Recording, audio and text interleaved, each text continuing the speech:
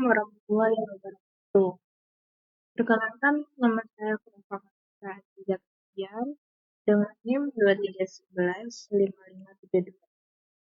Baik, saya di sini akan menjelaskan tentang tugas akhir pada semester 5 dengan mata kuliah Big Data dan Mining. Baik, judul proyek saya di sini adalah penerapan model machine learning dengan pendekatan deskriptif dan prediktif analitik pada dataset penjualan coklat.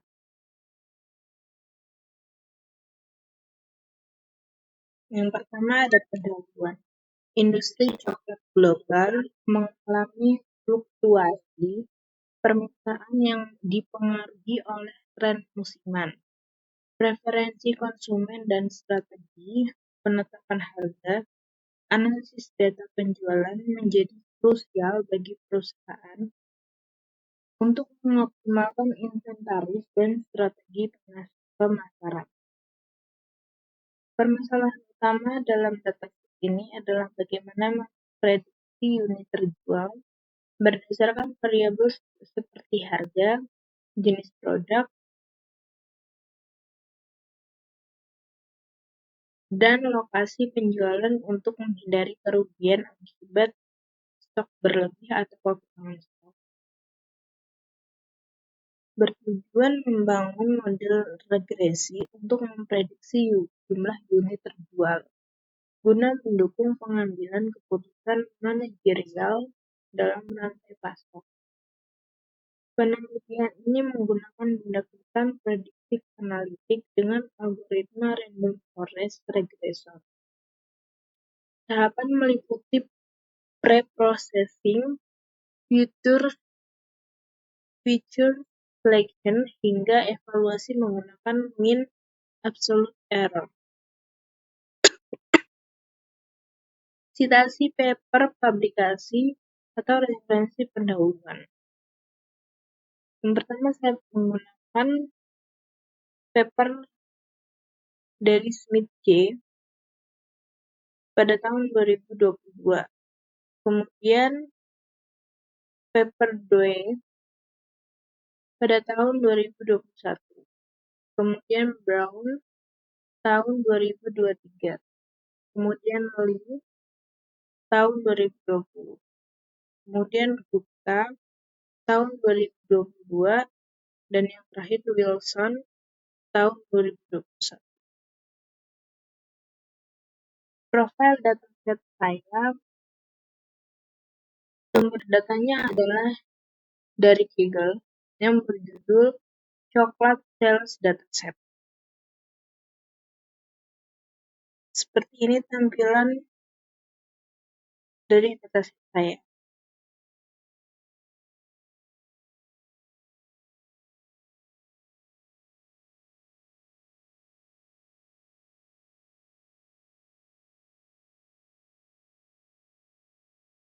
Dari dataset ini terdapat 504 nilai yang unik pada datasetnya.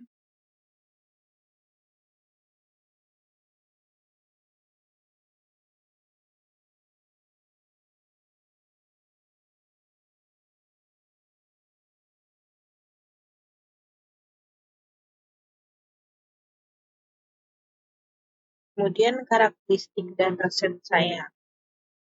Yang pertama ada jumlah baris atau kolom.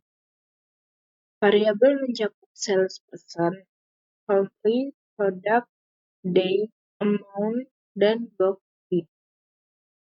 Yang kedua ada fitur target, yakni unit sold atau quantity. Kemudian ada tipe data campuran, categorical, product, salesperson, numerical, price, cost, dan unit. Kemudian ada data processing yang ketiga. Yang pertama ada cleaning, menangani missing values menggunakan input multimedia untuk data numerik. Kemudian ada encoding, mengubah fitur kategorikal seperti product dan salesperson menjadi numerik menggunakan label encoding agar dapat diproses submodel machine learning. Kemudian ada scaling, melakukan standarisasi pada fitur numerik agar rentang nilai tidak mendominasi proses pembelajaran. Alasannya, preprocessing dilakukan untuk memastikan kualitas data atau GIGO garbage in, garbage out, dan menyesuaikan format data dengan kebutuhan algoritma regresi.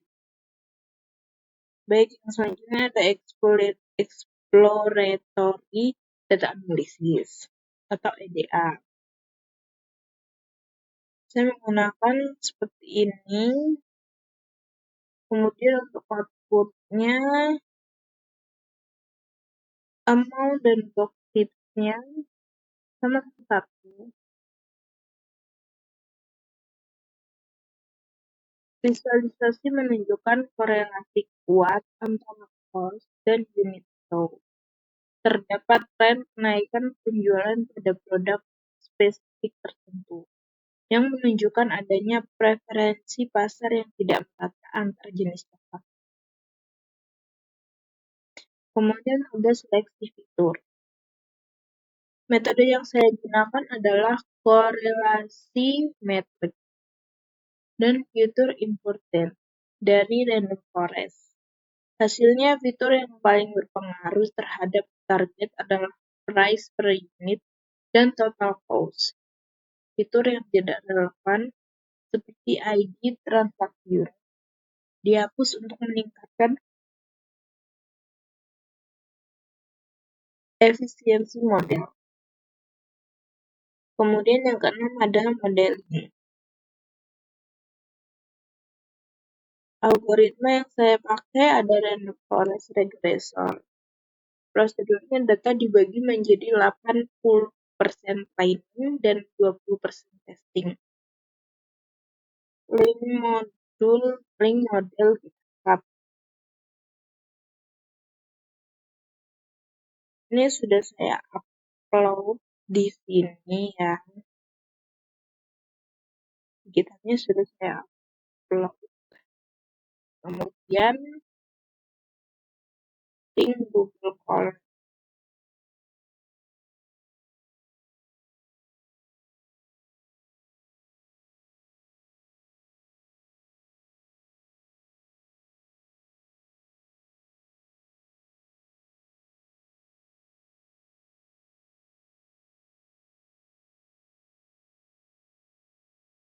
Ini untuk link Google Colab-nya.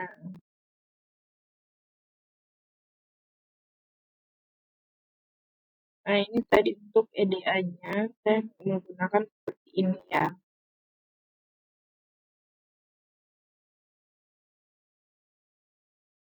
Kemudian selanjutnya evaluasi model. Metrik R-squared dan root mean squared error. Interpretasi jika R-squared mencapai 0,85, berarti model mampu menjelaskan 85% variabilitas data penjualan. Upaya perbaikan dilakukan dengan hyperparameter tuning, mengatur n-estimators, dan max-dip. Kemudian selanjutnya analisa dan pembahasan. Model Random Forest memberikan hasil yang akurat karena sifatnya yang berupa ensemble atau kumpulan pohon keputusan, sehingga mampu menangani hubungan non-linear antara harga dan unit terjual lebih baik daripada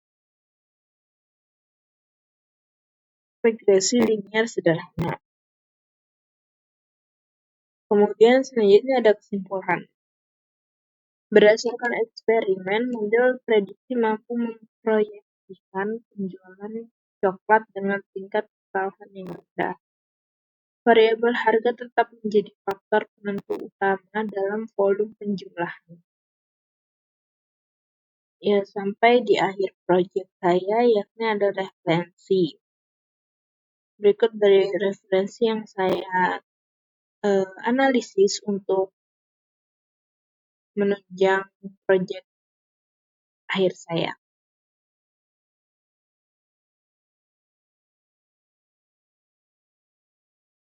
Mohon maaf bila ada salah kata. Wassalamualaikum warahmatullahi wabarakatuh.